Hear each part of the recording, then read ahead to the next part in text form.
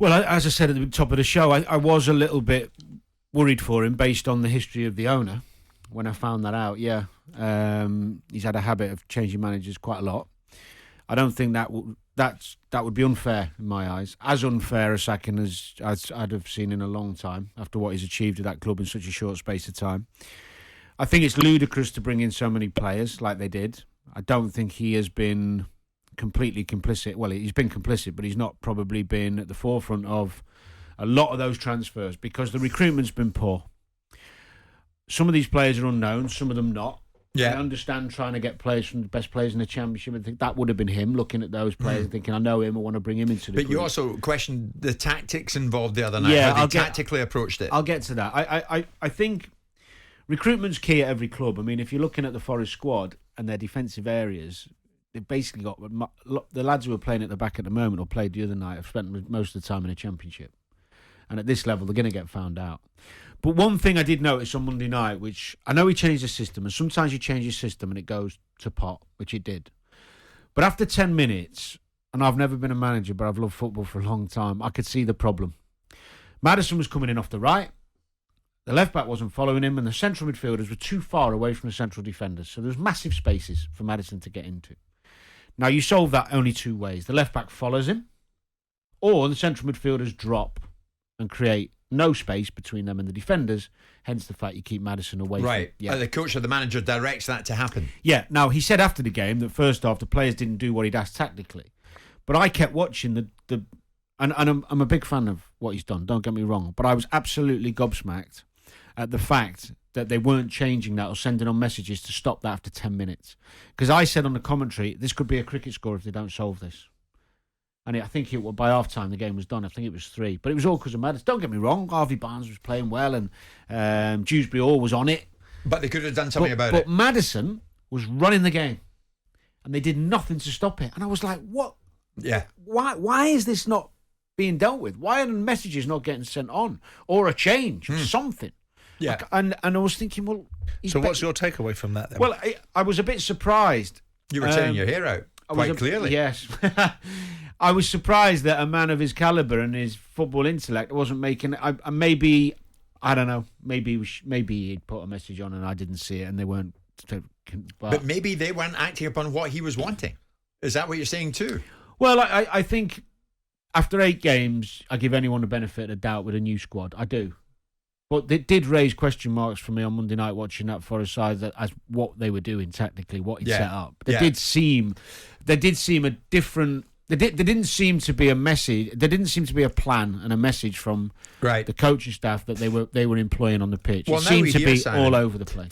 Now we hear regards Forest that at the moment, if it's not Cooper, there might yet be a fall guy because Evangelos Marinakis, the owner, of course, who we constantly discuss at this time, is said to be considering sacking the chief executive, the head of recruitment, and members of the scouting team. So if he doesn't pull in Cooper, he's going to pull in somebody, or maybe a few.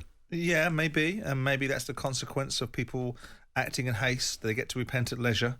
I wonder why we have this information. I wonder why we would need to know that Forest Chiefs are meeting in London. You only know this because people want you to know it. You know, Lee Charnley hanging around. Is that a good appointment? I don't know. There's the Newcastle. There's the link to Rafa Benitez in play there because of that relationship. Yeah, you know, Forest don't want that. Is that a good CEO? You know, people could have views on that. Depends what CEO responsibilities you give him.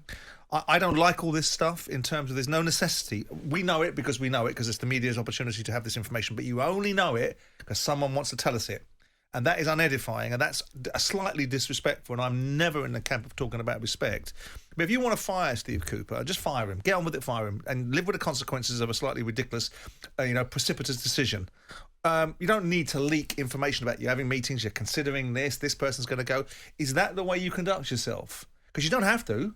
You can simply go, not for me, I'm not having you guys, out you go, and everyone can deal with the after effects, and they can all say, "Oh, we didn't see that coming." Yeah, this seems to be. Marinakis knows that Cooper still carries a lot of favour with the Forest fans. Well, they like what he did. They like where he got them, and that's right. And so it should, and he should carry a degree of favour with him too.